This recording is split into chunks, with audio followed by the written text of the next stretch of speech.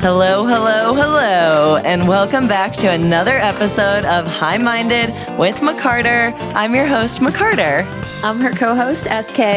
This episode, we talked to Cody, aka Esoteric.420. He is a cannabis photographer, has been doing it for 7 years, has a large following on Instagram. Yeah, he has over 130,000 followers now that he's been building this community, like SK said, for over 7 years. And before that, he was actually a scene kid on MySpace, where he had over 60,000 friends as well. So he's been doing this for a while, and I feel like he was meant to do it. Yeah, we talked to him about what it's like to get shadow banned on Instagram and what it looks like to get your account back and what cannabis and being creators, deactivated. Yeah, the whole, the struggle of cannabis content creators on Instagram and Yeah, and basically how he's grown his community and page so much over these years just by staying consistent with his content and always trying to strive to the next level.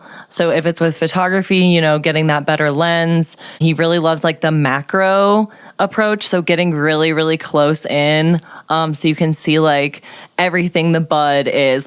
I don't even know how close that is macro wise, but yeah, he was talking about the 360 camera that he just got, so he can go do videos. It's so really a amazing. 360 degree of the bud, but really close in, so you can see all the tiny hairs and trichomes. It's so cool. You have to check out his page.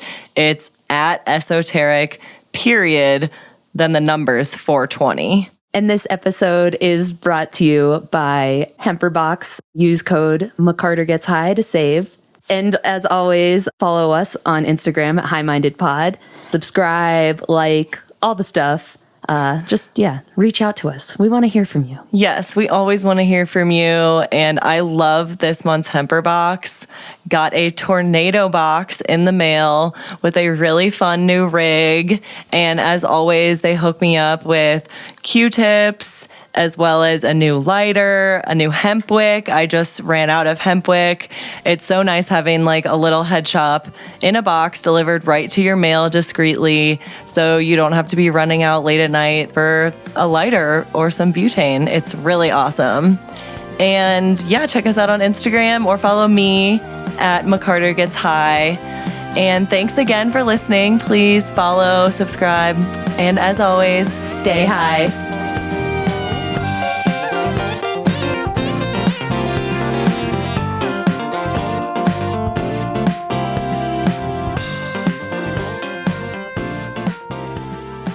My name's Cody, Esoteric420 on Instagram, and I've been just doing cannabis photography and social media marketing and just creative directing for a bunch of companies over the last, going on 7 years now. More consistently, 5 years plus. The last 7, it was, the first 2 years was a little off and on because I was still trying to find my place in the industry and trying to create a name for myself by just doing free work for people and just building whatever I could off of that. And, basically getting to that spot, it took a while. It took a lot of effort and time and just consistent, engaging on people's profiles, reaching out to new clients and new people, trying to build relationships with people and just never giving up, even during the hardest times. So, I come from, I was born and raised in Fort Collins, then moved out to Oregon first half of my life, then came back here, and I started doing retail and customer service for McDonald's and King Soopers and all that. Some of my first jobs ever. And truthfully, how I got into cannabis was I had was working the overnight at McDonald's, and my overnight manager came up to me and he's like, "Hey man, you smoke?" And I was like, "Well, no, I've never tried it, but I'd be down to try it or whatever." And he's like, "Yeah, sure, come on, let's go to the bathroom." And it was 1 o'clock, 2 o'clock in the morning, and so we closed down the store for 30 minutes. We went to the bathroom, got high, and I had a blast, laughed my ass off. Ended up going home next morning on a bike because I was biking to work at then, and that's kind of just how it all got started for me, in a sense. And then it just one thing led to another, and I met more people and smoked more. And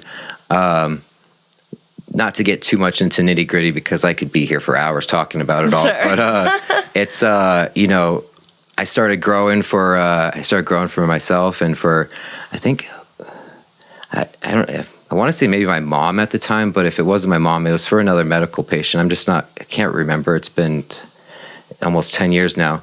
And I was doing it in Fort Collins, just had a little grow. And I started taking some photos because I saw some other people doing it on Instagram, taking the photos and posting them. And Wait, I was like, what year was this? Sorry. oh, yeah, totally. This was 2012? 2012. Yeah, that's crazy to think back how far it has been. Were you a legal caregiver? Yeah, I was a legal caregiver, and I had an extended plant count as well. So I could go grow 34 plants for myself, and then an extra 12 for another person, so a total of 46.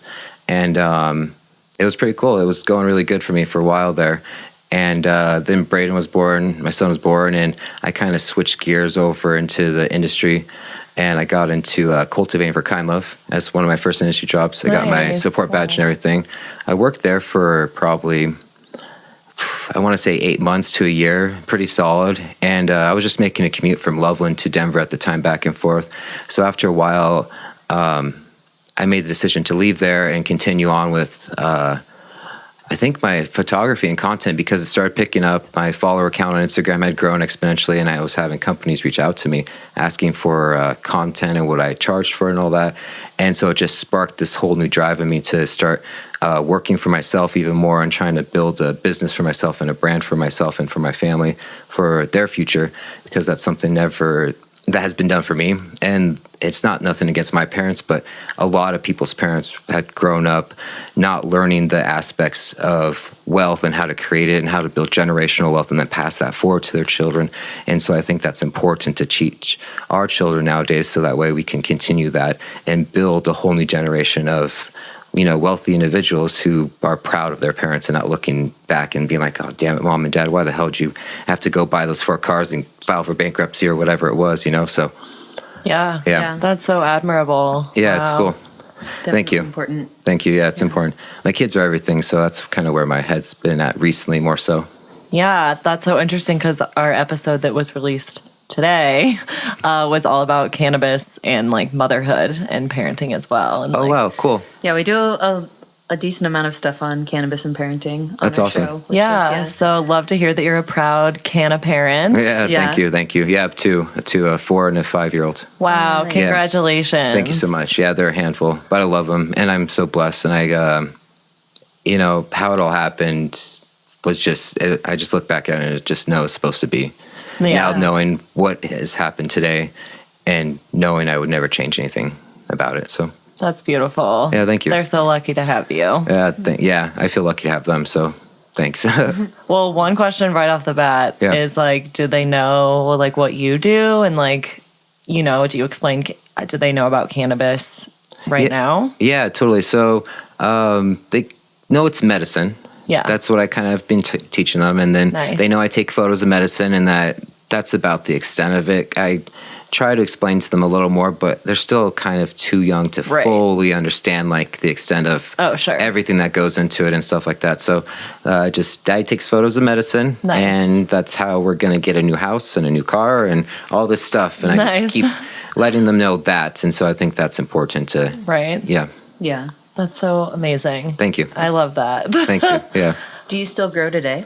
No, I don't currently. I'm actually in the process of getting a new place, and then once I get into a new place, I'll be growing again. Nice. It's just I took a break from that when Braden was born, and then when Amari was born, and then there was just some other personal stuff that was going on in my life that just kind of didn't allow me to fully be the person who I am today. So that's where I just had to take a break, and now I'm refining myself.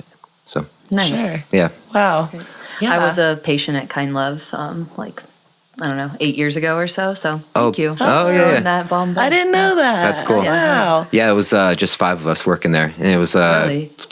10,000, at least 10,000 square foot facility, 12 rooms. Whoa. Yeah, it was pretty all self-automated, but we'd go in there, change out the nudes, do defoiling, and all that fun stuff. So cool. Whoa. Yeah. Wow, I can't believe it was that much square footage, only 5 people. Yeah, I couldn't believe it either. I walked in, and they're like, "Okay, it's just us," and I'm like, "What? What do you mean it's just us?" He's Are like, there little fairies or Yeah, elves that's what- that yeah, help right, us right. too? You get that 2,000 square feet. Yeah, no, it was super easy though. They just had such a system going where it didn't take us but a few hours to knock out the tasks, and between the 5 of us, and there wasn't really much need for anyone else. I noticed after working there for a few months, I was like, yeah, no wonder why they only need 5 people. That's awesome to have everything like so squared away that like love systems that work. Right, like have those operating systems in place that actually work and like dialed in. Like that's so important for cannabis brands these days. I feel like that's where you see people failing is like,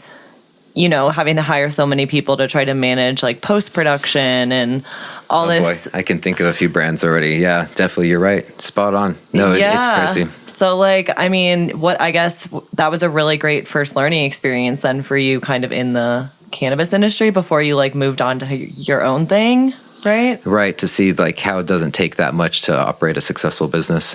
Yeah. Yeah. But definitely dedication is key. And a lot of mind over matter, dedication, and just, believing in yourself at the end of the day, just telling yourself you can do whatever you set your mind to. And if you don't know something, just go online and research it. You'd be surprised how easy it is to learn anything online nowadays. YouTube University. Yeah, there you go. YouTube University. Like you don't need a GED or a high school, you probably need a high school diploma, but GED or a college degree, I don't think it's really necessary in life because nowadays, you know, you're going out to work and you're working for people. And when's the last time someone's actually asked you, hey, do you have a college degree? Yeah. I mean, it's been like 20 years for me. Same. You know, so I don't know, coming to that, it doesn't feel as important as it once was in this society. It's all about like just what your experience is, what your background. And if you can get the job done. Skills. Yeah, skills. Yes. Yep, yeah. Well, with that, like, how did you get to your point? I mean, like, of where you are on Instagram and social media, just for people listening who don't know, like you've amassed quite a following of like 130,000 followers, which is incredible. Thank you. Again, congratulations. Thank you. I've looked up to your account for a while now, like since I started doing this like 3 or 4 years ago now. And so, yeah, I guess just like what advice do you have for people besides everything else we've just been saying? Really just staying consistent and believing in yourself and making sure that you just keep pumping out content. Don't give up, even if it feels like you got nothing to do, no content to make. Post your sandwich you're eating, you know, do whatever it is. Just keep creating that engagement. You'd be surprised. People just want to see people living their lives because sometimes they don't got anything else to do.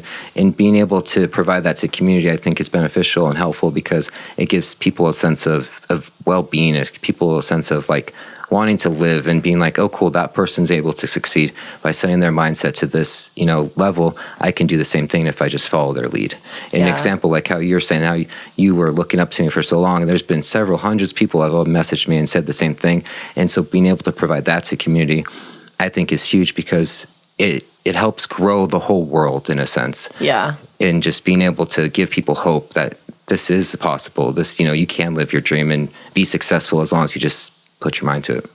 Yeah, totally. Yeah. Was this your like dream at any point in time, or did it kind of manifest over time? Yeah, no, this wasn't my dream at all. Honestly, it totally manifested over time.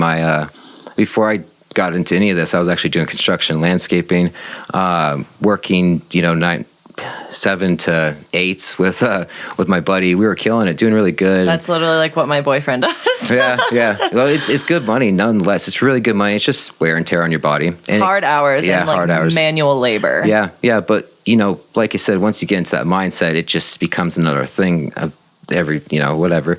And so that's kind of where I learned the whole work ethic and like the mind over matter mentality and being able to put my mind to anything and accomplish it.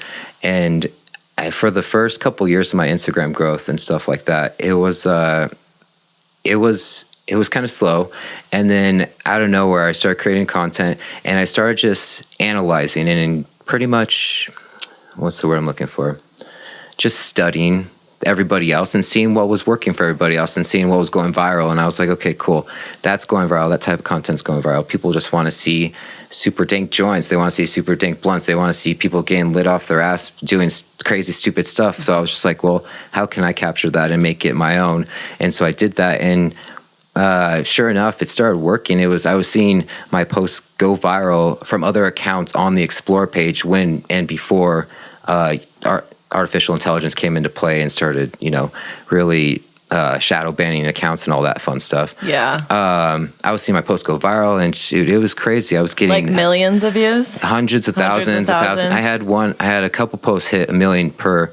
Wow. You got to also remember, back then Instagram wasn't as developed and as engaged and have as many daily users as it does today. Yeah. Like I think I read this morning, Instagram has 140 million daily users or something like that. Whoa. And which is a lot, and you can really capitalize on that and really create a market and, you know, build your business off of that pretty easily, as opposed to before. So it was interesting for sure to see the growth happen in such a way where basically for 2 years, after the first 2 years of kind of stagnant growth and slowly getting up to 10K, 20K, and companies hitting me up, out of nowhere, I started just growing exponentially. It was like 50K a year easily for 2 years there. And then I got up to 100 plus, 130. And in between all that process, I had my account banned like 2 or 3 times, now going on the 4th or 5th. Wow. And I've gotten reinstated every time. But nonetheless, it's been a wild ride. What does that process look like, getting banned and reinstated? Yeah. So when you get your account banned, it just kind of gets disabled. You know, try to swipe up your phone, and then the whole login screen comes in and says your account has been terminated for violating TOS. Please click here if you think there was a mistake or whatever.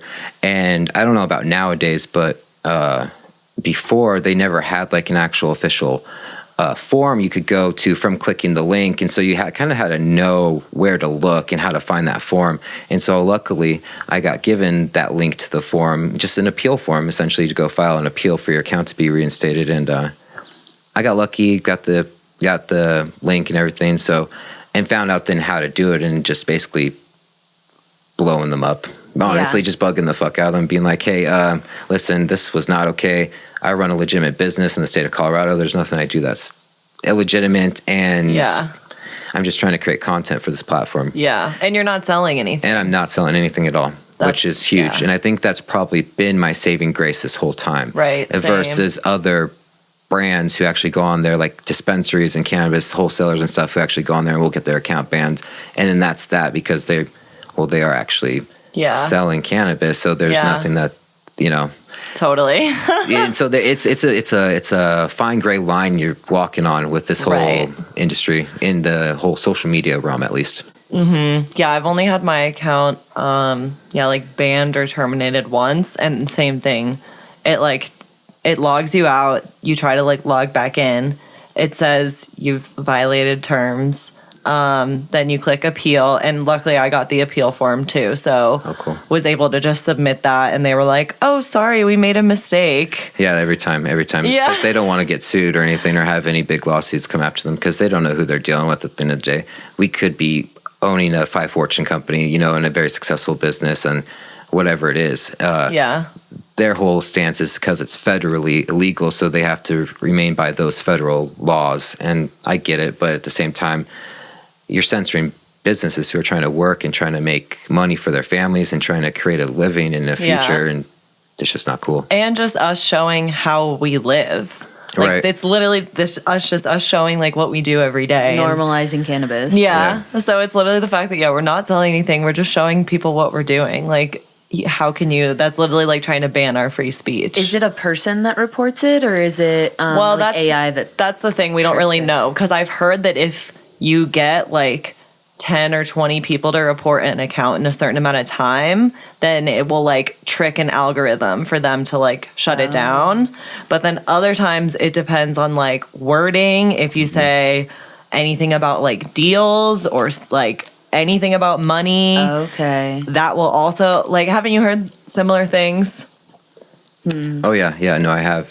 That's verbatim exactly what happens pretty much. There's also like, I just found this out 3 weeks ago, give or take. There's actually services you can go online, and just like how you can purchase fake followers and fake likes and all that, you can actually go and purchase a service where it goes and you have a bunch of bots report an account, and they can't guarantee the account will get banned, but that's what it does. And it basically sends like several hundred to 1,000 bots at once.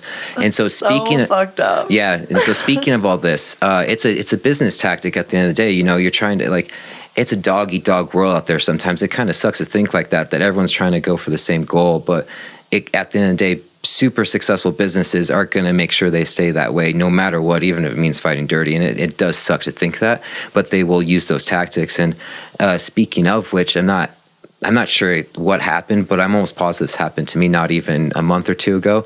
I had a series of posts removed in a 30-minute span one morning. I was actually just recently, as some people may or may not know, I just bought a bunch of studio equipment, and so I got a new professional light and a rotary table and the stack shot, and so I'm doing nice trichome stacks and 360 videos and that all night.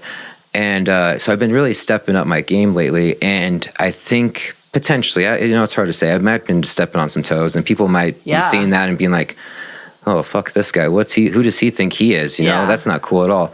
And I'm just trying to live for my kids, and so that's where my head's at. It's like, why are they hating on your dreams? Yeah, like, and so it's hard to say if anything actually if this was someone who's hating or if this was a system malfunctioning. But like I said, 30 minutes one morning, 9 posts back to back, pretty much in a 2-minute time frame in between each one. It felt super weird and super targeted just because it was a lot of my newer recent posts that I had taken with my new camera. And then it was a lot of older posts that had done really well in terms of engagement and everything like that. And it was just kind of random. And like I said, just boom, boom, boom. And then out of nowhere, my account got, I tried to refresh my account and it switched me to screen. And it's like, your account has been temporarily disabled due to suspicious activity. Please verify your info, and if we can verify that, we'll let you back in 24 hours. And I was like, that's strange. That has never happened before. Someone hacked in. Like someone was trying to do something. So that makes me feel like someone did. So it was like after you. It was after me, just because they've seen the recent success. And I mean, especially in the photography world, there's a decent amount of photographers out there, but the business isn't as prevalent as it may seem at times. And so it's a lot of photographers fighting for some of these companies to try to get their work. And I mean, I've seen it firsthand. I've done it firsthand unintentionally, just because I have companies reaching out to me and they're like, "Hey, can you come in?" And I'll be like, "Yeah, sure, I can do that." And then I find out 2 weeks later that so-and-so was actually supposed to go shoot him, but I did instead because the owner reached out to me instead of them. They liked your work more. They liked my work. Yeah. And so that's where it felt targeted. But then they think that you went after their bag. Yeah. Basically. Yeah. Like I stepped on their toes but they don't know the full extent of the fact that the owner had reached out to me. Yeah. And I'm not a type of person who's going to go and step on their photographer's toes and other content creators' toes. If I see someone has something successful going with a brand, I'll let them be and I'll be like, "That's cool, hell yeah." But if that brand's owner is going to reach out to me, well, there's a reason they're reaching out to me, and I need to make sure I can provide my services in a professional manner no matter what, so I can make sure I feed my family. Totally. Yeah. Yeah. I feel like it's just sad. Like, people just get so upset or angry so easily. I just wish it would just be approached from a point of love and there is enough to go around. I don't. There really is, especially this day and age. It's so easy to make a bunch of money as long as you just put your mind to it.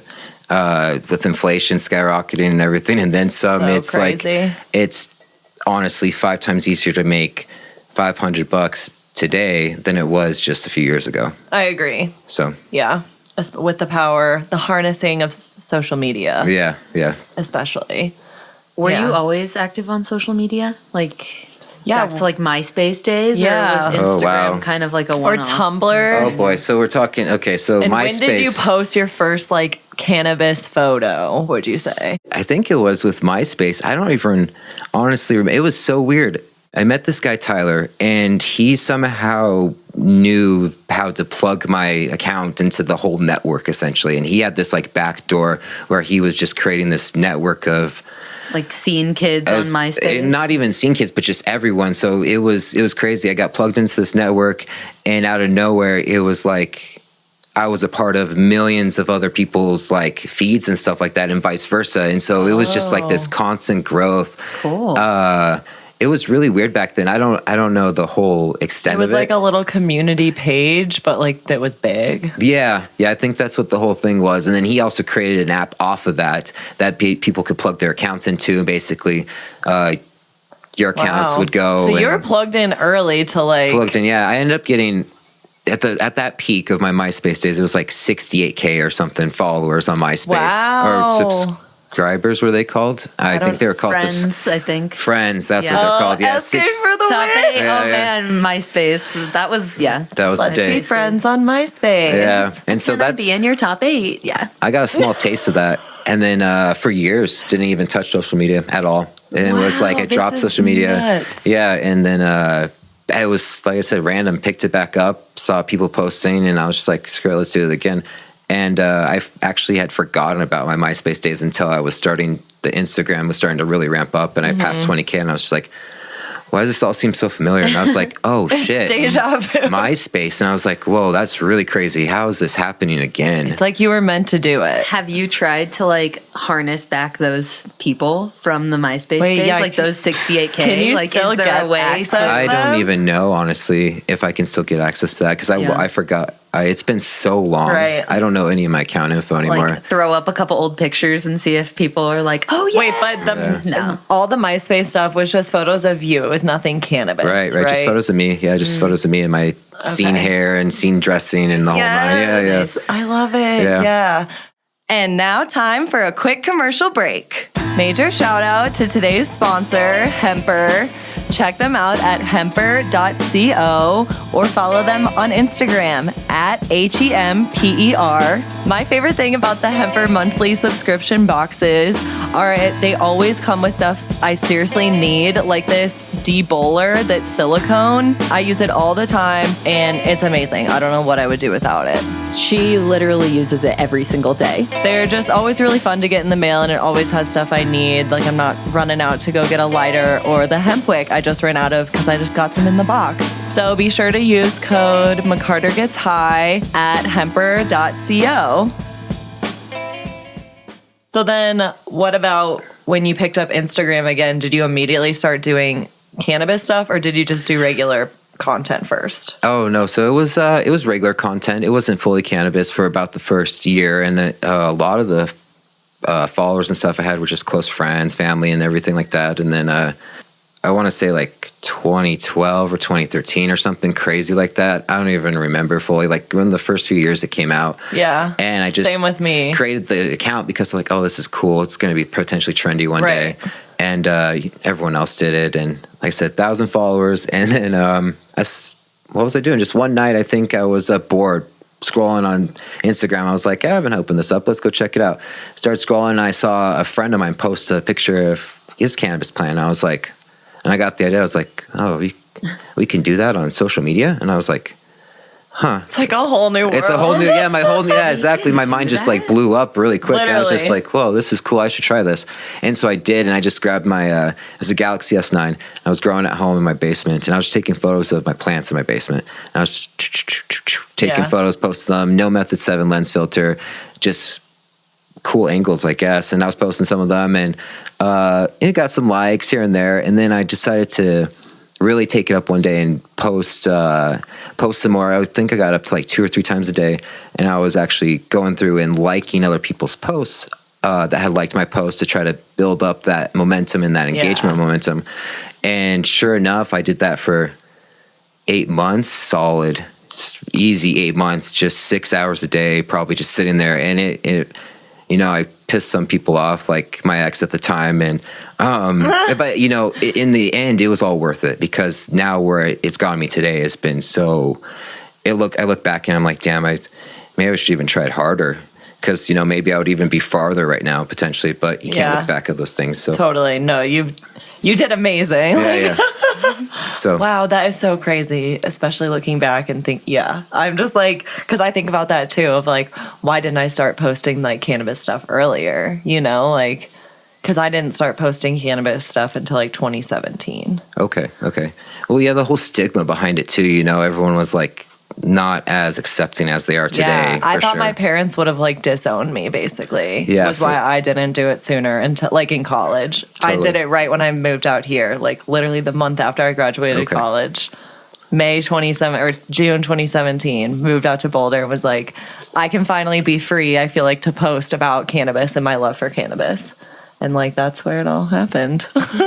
But that's so interesting. I'm just seeing so many parallels in our stories too. That's badass. Hell yeah. Yeah, it's cool. This whole adventure's been super awesome, and I can't be any more blessed for it, so it's going to be cool to see where it takes me to. I got a lot of projects in the works coming up. And can you share any like sneak peeks with us, or like what you plan to do in the future? Some, yeah, I can. I got one NFT project coming up that I'm going to be doing for a company. It's, it just revolves some of the 360 Butch videos I've been doing recently. Those are so cool. Yeah, so I'll be taking thousands of photos of different strains and turning them into some NFTs for a company I can't really say just yet because I'm not sure if they want me to. Yeah. I think it's gonna be pretty cool though, because right now where the markets are all at, especially with the crypto market and everything, I think it's like probably the perfect time to jump in. To catch the next run in a few years. So wow. We're trying to get an NFT made for the show. That's cool. But we don't really know where to start. It just takes time.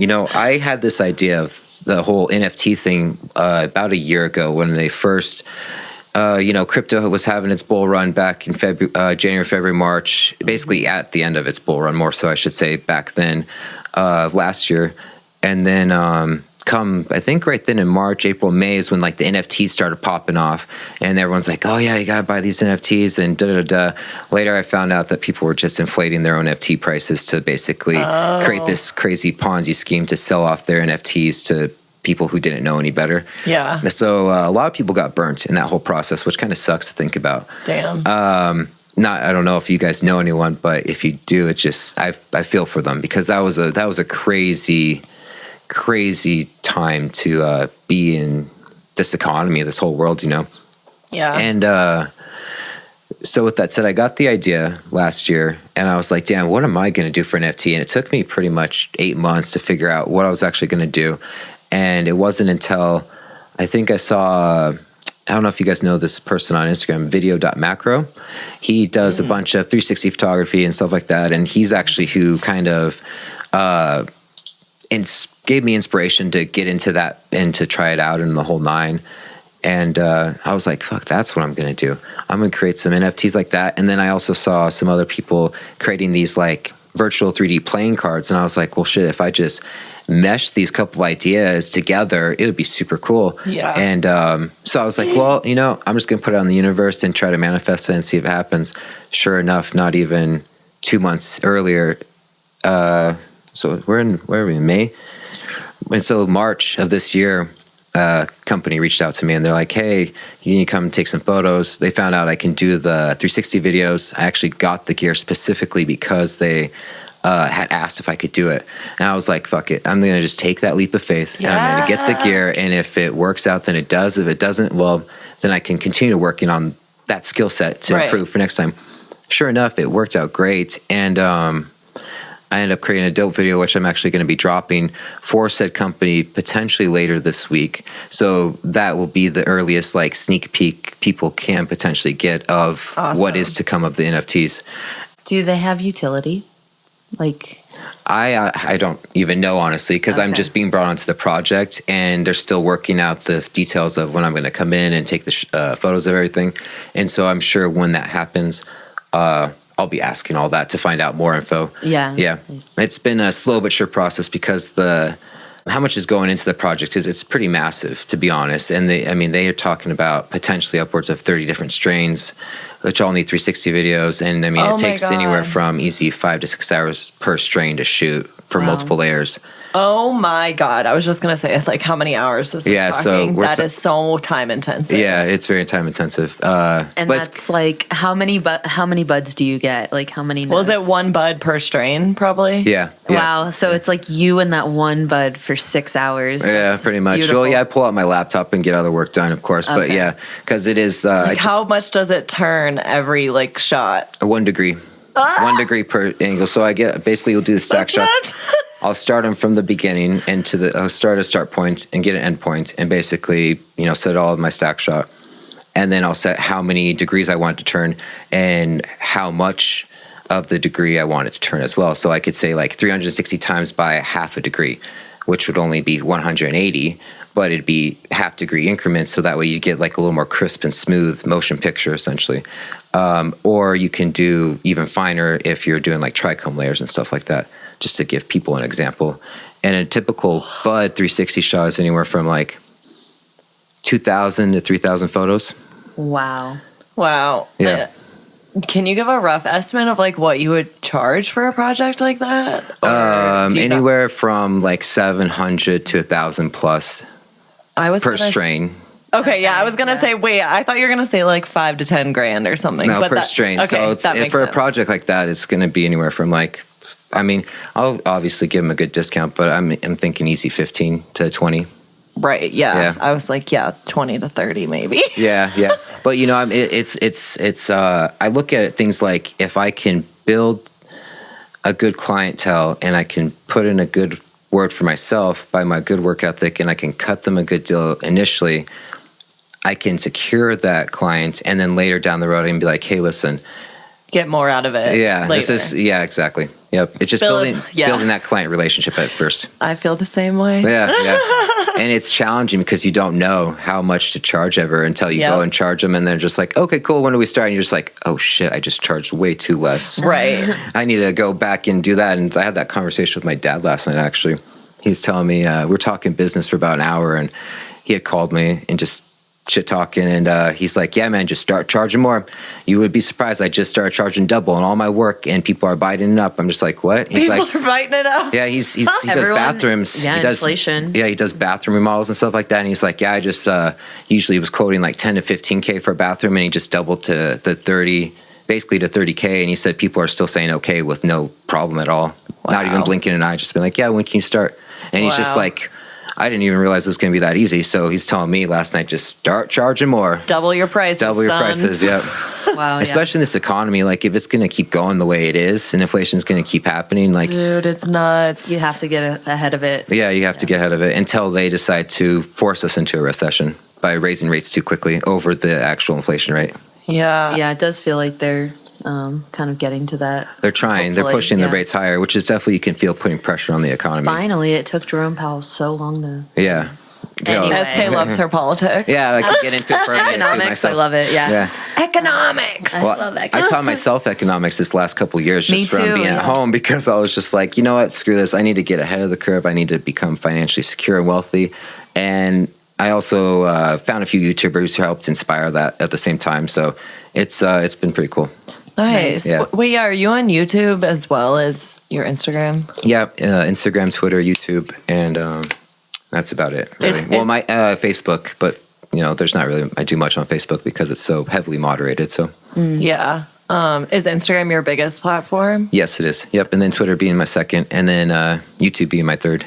And I've actually posted much on YouTube since the whole uproar of Instagram and when I was growing on Instagram. Yeah. So. Well, what do you think? Yeah, what do you think about all the different platforms and kind of like with Elon Musk buying Twitter? And do you know Silenced Hippie by chance? Sasha? Yeah, She's that sounds one of familiar. my friends. Okay, totally. She has, like 300,000 Instagram followers and then like 150 or 200,000 YouTube subscribers. Oh, wow, really? Okay, yeah, I did not know that. She's been doing it for a while as well, but she's out on the East Coast. Okay. And she's just said recently YouTube has gotten so bad with like restricting her content, like putting like just like explicit like stuff on, like being like warning on her stuff, and then like also not showing it to even like her followers. Oh wow! So she's being and subscribers. Yeah, she's being shadowed essentially. Yeah. In a nutshell. So she's switched over to Twitch. So I was also wondering like. Oh okay, I've heard a lot of good things about Twitch. Live stuff, whereas you do more like edited videos. I feel like. Yeah, I don't do much live content. Not as much as I like to.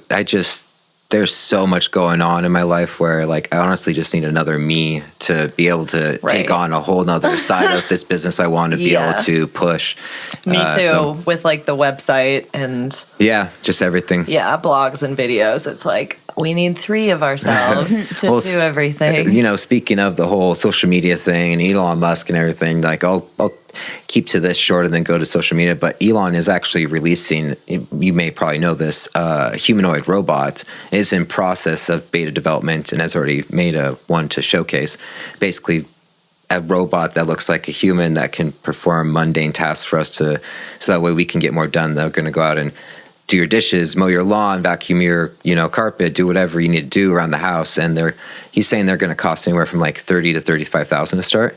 What? I've not heard of this. Yeah, and so you got to think about it in the bigger picture, in the grand scheme of things. Like if an employee and employer can go and buy a humanoid robot for $30,000 or less, which can replace a $60,000 salary job, it's going to create a lot of pressure on this economy in a lot of crazy ways. Like it's just disruptive, innovative technology at its finest, right there. And and a lot of people haven't heard about it because a lot of people, like that type of news and media isn't really promoted as heavily.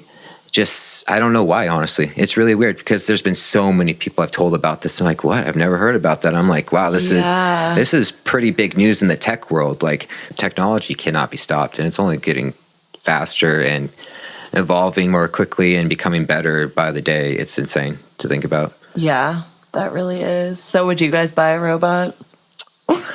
I mean, if they're coming in at $30,000, like pretty soon they'll be affordable to people like me. It's like the next Tesla, basically. Yeah, they will. I think it would. I don't know. That's a thought. That's a hard question. I feel like in like 10 years after I see them, go through their first couple phases of like, my humanoid robot killed me, and like these sorts of like Alexa solving murders kind of shit. The biggest fear is like when robots become like autonomous from us and then like rebel against humans. Right? Yeah, I mean, it's only a matter of time, they say. It is, because with machine learning and artificial intelligence, it's insane what they can do. Yeah, right, it's like if they can realize we're the enemy. Computer somewhere that like when they turn it on, it like gets so out of hand they have to like turn it off because they don't know what it's doing or where it's going. I have heard that. Yes. Yeah, it's like it's already gotten to the point where it's like kill humans. No fucking way. Yes, wow. Literally, I don't know who was telling me this, but there's some like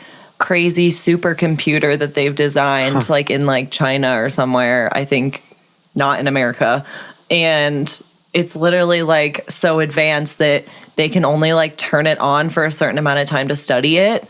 And then it gets so far past like what we're comprehending that they don't know what it's going to do. So they have to just shut it off. Yeah. I'm going to look into, I'll send you something. Okay. Yeah, do. It makes sense. I mean, it's a powerful tool. It's crazy what, supercomputers. Even artificial intelligence on Instagram nonetheless can, read videos and photos and then learn what those objects are in the photos and videos, and then be able to pick up a totally new video or photo and be like, oh, that looks like that object, and then relate it to that object, and then teach itself that it has multiple variations of that object. So yeah, it's just crazy.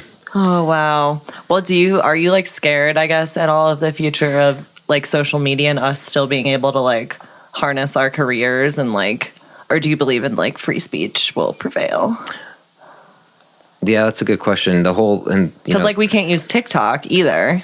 Yeah, cannabis creators have a very hard time. And so I think that really comes down to maybe potentially what's to come with Elon buying Twitter. You know what I'm saying? He's all about wanting to create a free speech platform. And I know that anytime I've gone on Twitter, I've been able to post whatever and say whatever about cannabis. You can have nudity and stuff. Yeah. Like and porn on Twitter. And it does, the quality of the photos never get degraded and the text never gets censored, unless, of course, you're maybe trying to say that you're going to kill the president or something crazy. Do, like, threats. Yeah. Unless you are the president. Yeah. That's a couple years ago. Okay. Sorry, yeah, we'll take that. We can't get into that right now, SK. But no, as long as it's like not threatening, Twitter kind of like allows anything to go almost. Yep. Yeah. Is kind of what I've seen. And I've been trying to get more into Twitter and LinkedIn. I've heard LinkedIn is also like cannabis friendly too. Oh, okay, that's cool. I had no idea. I'm not even a part of that community yet. So something to maybe look into with all the other stuff we need to do for businesses. Right. It's being a business owner is no joke hard. It can be tiring hours, but so rewarding in the end. Yeah. When you started your business and you were looking for your first clients, like how did you go about, getting money Yeah. for taking pictures of weed. And was that the first thing that you did? Yeah, totally. So basically, I just went a lot of footwork, a lot of just reaching out to companies. After I saw the initial want from a couple companies, speaking of which, some of the first companies that actually gave me the opportunity to make it where I am today, essentially, is Glass Blunt Store and Get Baked. I don't know if you know of either of those companies. No. Glass Blunt Store is like as it sounds, just a glass blunt. They're here out of Denver. I've heard of them. Okay, Wait, cool. I used to have one of those. Yeah, me too. Oh yeah. I wouldn't be surprised. I don't know what happened to it. They're everywhere for sure. And then Get Baked is like a hash company. They do distillate and what is it? I've heard of them. Yeah, they've been around for a long time, but I don't think they do as much marketing now as they once did before. And I could be wrong. I just haven't really kept up to date with them. Sure. But yeah, so thanks to them. And then another friend of mine, Barry, I don't know if you know this guy named Weed Writer. He actually... Yes. Oh my God. We used to message all the time because I was supposed to like do some contracting work for him and then never did. Oh, okay. Yeah. Yeah, So, we like emailed and messaged a while back. yeah, totally. He knows pretty much everyone. And I actually had reached out to him through Arrow Inhaler. I don't know if you ever remember that company or not. They were like an inhaler, basically puff yeah, for sure. medicine. It was like I want to say it was like 10 or 20 milligrams of THC per puff, and so it was pretty cool. I reached out to that company. And I was just like, hey, how did I do it back then? I think I wasn't as professional back then as I am today, but I reached out to them and just asked if they needed any content in exchange, probably more than likely in exchange for product.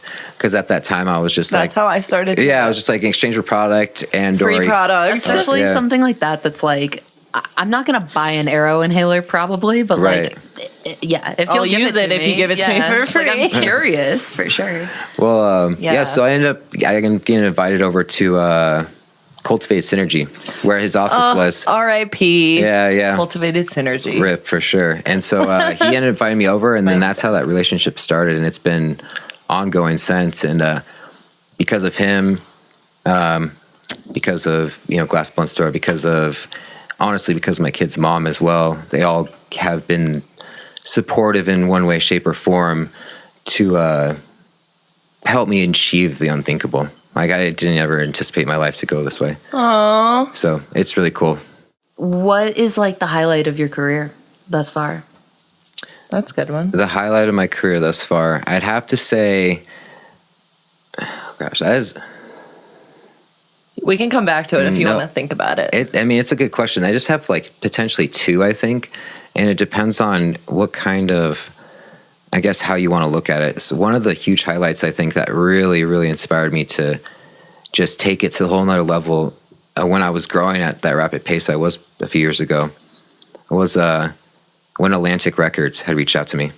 They reached out to me and wanted to do work for a 420 campaign. And I was just like, that's kind of, the sign right there that you get from the gods, just being like, look, you're being watched by a large audience and you need to make sure you're doing this right. Yeah. From here on out. And so that's kind of what inspired me to get going. And then the kids inspired me and everything else and then some. And so that's probably one of my biggest moments, I think. Wow. Aside from maybe just recently and getting all the gear and getting to this professional level I've been seeking for years to come now. So Yeah, those 360 vids. yeah, the 360 vids, the studio lights, the new Canon that just came out, the whole nine. So Wow. it's been Do you have your Dropping a 360? stack. Do you have your 360 camera set up so you can do like VR stuff? Like, can I like be in that bud?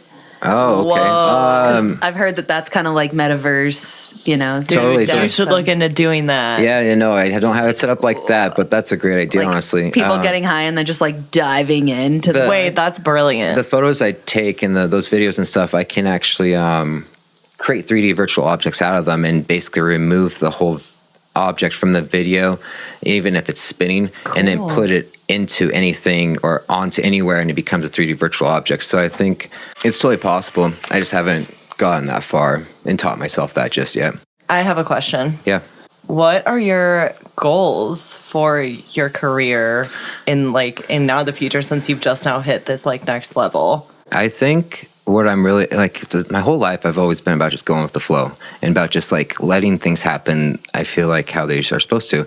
I don't feel like fighting the universe and making it a challenge to live life. I feel like that the universe has plans for everyone, and it's up to you to take hold of what is your future. And so I think that my future holds a lot of cool things. I don't really know what it is, and I don't really have any immediate goals other than just like trying to get into a new house for my kids, get a new car, and continue to grow my business and just continue to build a name for myself. So that way, when people think, oh, I need some dope content, they're thinking Cody. They're always thinking me, and or not me, maybe me close to second or third at least, Yeah. As long as that can be, I think that will go a long way, and I can continue building off that. Ultimate goal would, though, be to maybe build out my Lifted Media production company to the point where I have an accountant, I have an assistant who's scheduling shoots, I have another photographer or another content creator by my side helping create and just pushing Lifted Media to the next level. Yeah. Because it's been such a dream of mine, but it's taken a long time. And like I said, success doesn't come easy, and the universe likes to test you in so many ways to see if you actually want what you say you want. Yeah. Well, with that, we do have a question we kind of ask everyone kind of at the end. Yeah. But I feel like it leads in perfectly now.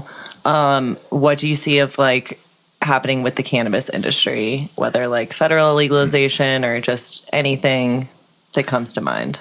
Yeah. So I think federal legalization is just around the corner, honestly.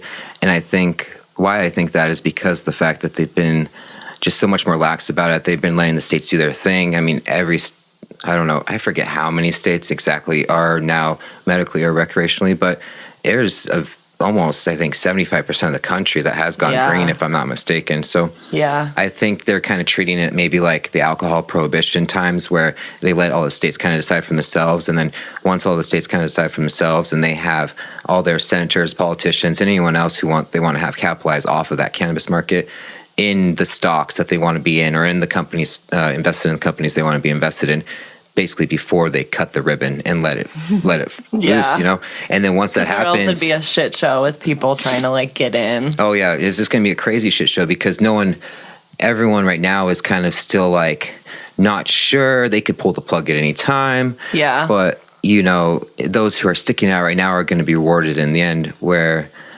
because you're going to have Walmart, you're going to have Marlboro, you're going to have Monsanto, you're going to have all these big companies come into the industry when it goes legal. Monsanto. And they're going to just create this whole other disgusting part of the industry that anyone who's been around will truly see, and any newcomer that gets into it won't even know the fucking difference. They'll be like, oh, well, this looks okay because it's being sold at Walmart or whatever, and they'll just smoke it anyways. Yeah. And so true.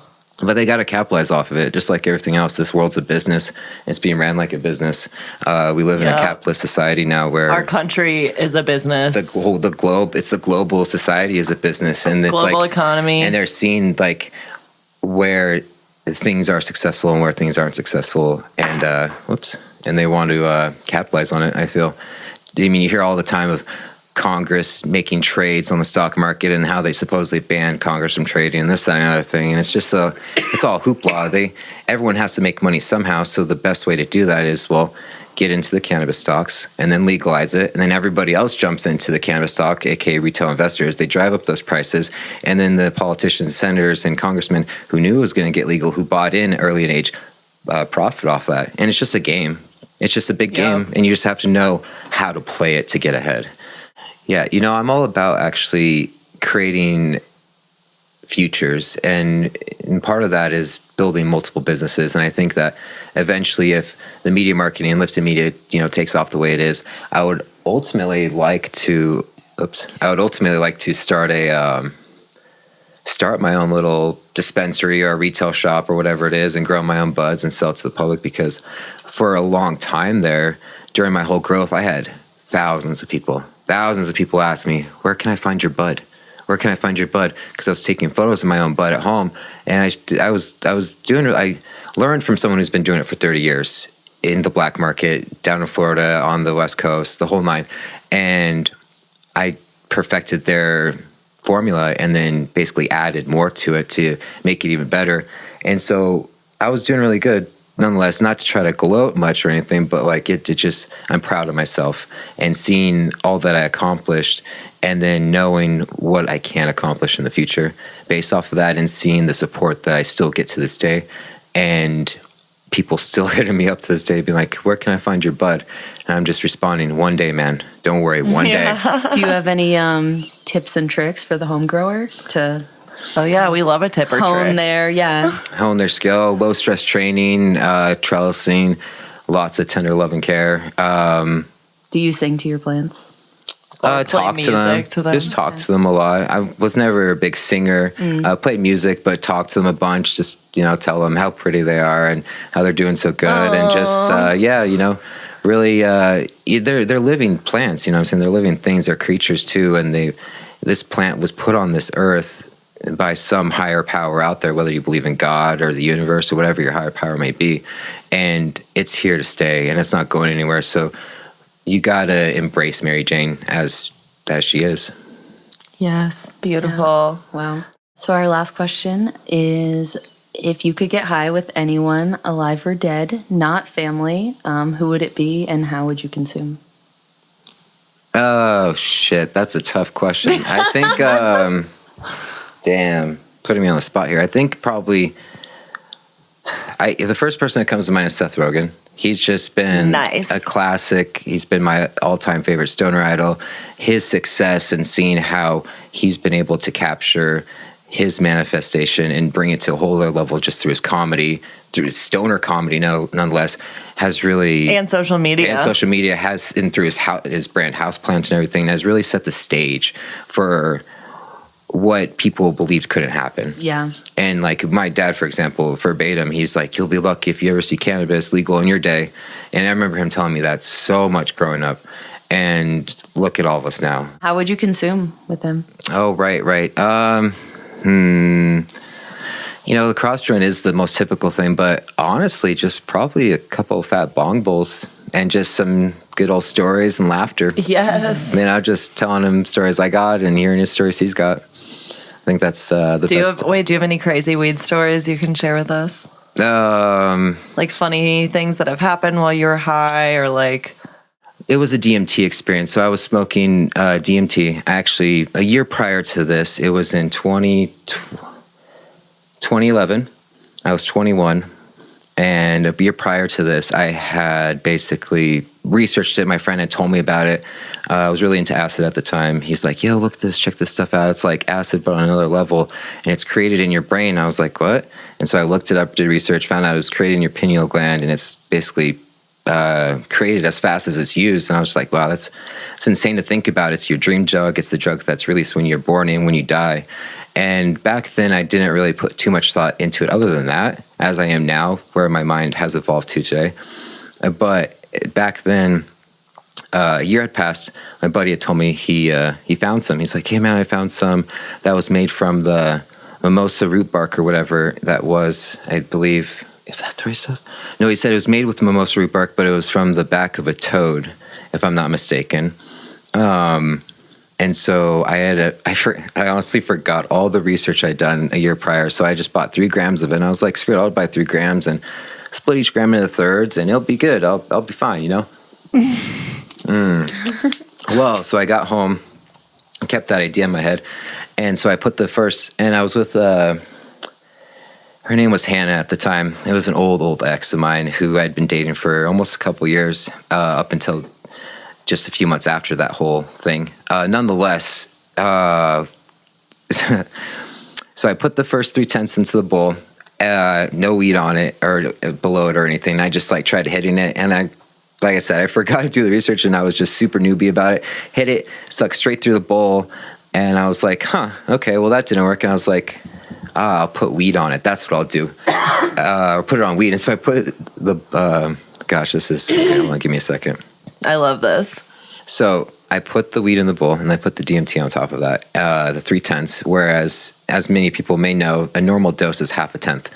So I was taking 6 times the amount on my first time over weed. And as many people know, when you melt hash over weed, it can make the bowl last longer, and it'll basically melt and coat the whole bowl in a fine layer of hash. And so that's kind of what happened with the DMT is I started hitting it, and I'd pass it to Hannah, and then she'd pass it back. And about 7 hits in, I'm leaning back. We're listening to some Beatles, I believe, and one of the songs just starts turning like super high pitch and into one tone. And I'm just like leaning back, and it's getting high pitched, more high pitched.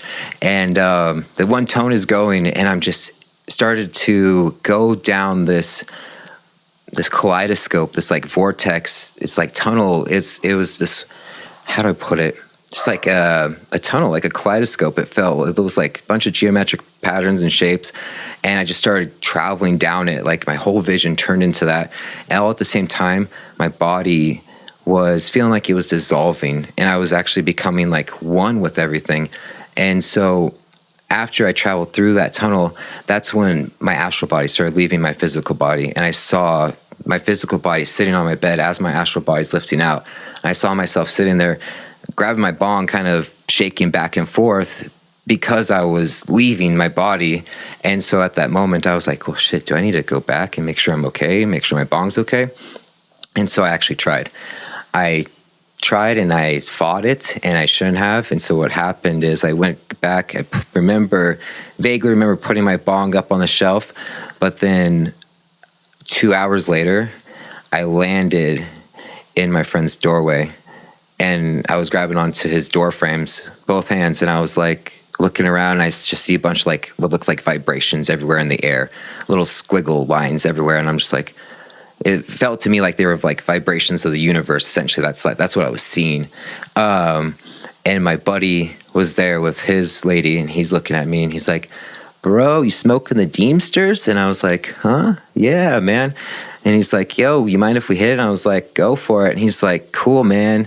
And he's like, "You were walking around the house using your bong as a cane, so we put you back in your room and took the bong, and you've been in there for like 2 hours, man." And I'm just like, 2 hours, and like all I remembered is like having what felt like almost like an ego death kind of thing, where like I lost sense of who I was because I think I fought leaving. And it I'll get to the other part here in a second, but I felt like a whole new person, and I don't remember who this person was, but I was living a completely different life, and I had so many vivid memories of like someone else's life, as if I was actually them, and I couldn't piece it together because after I landed back in my body, like those memories just started fading like that. Like they were gone, like almost instantaneously. Whoa. But the transfer from that life back to my own felt really weird and surreal. And so when that all happened, I came back, and it took me about 30 minutes to come off it completely. And just for a reference, the normal DMT trip is usually about 15 minutes. I was going to ask, yeah. Yeah, so I was gone for 2 hours, give or take, and I'd taken 6 times the amount of I was supposed to. So I think what actually potentially happened, now I'm thinking back to it, is I more than likely overdosed, and I probably actually saw myself dying, and I saw my astral body leaving my physical body, because that's what happens when you die. More than likely, and now that I've seen that verbatim, and it's as real as it gets. Like there's no... like that's the real, it's the real right there. And I think that's what happened looking back at it. And I think God or the universe or the higher power, whoever, the machine elves, whatever you want to call them, they had different plans for me. They're like, no, you still have a future ahead of you. Whoa. Yeah, so holy fuck. Yeah, that's about some of the crazy shit I've done. Wow.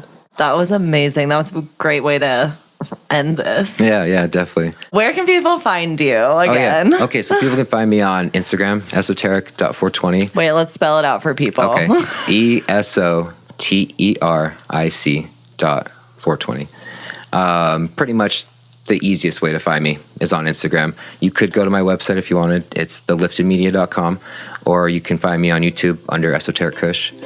And same spelling. Yeah. That's pretty much it. Amazing. Thanks again, Cody. Thank you so much for having me on, Emily. I really appreciate it. Yay. And as always, stay high. Always.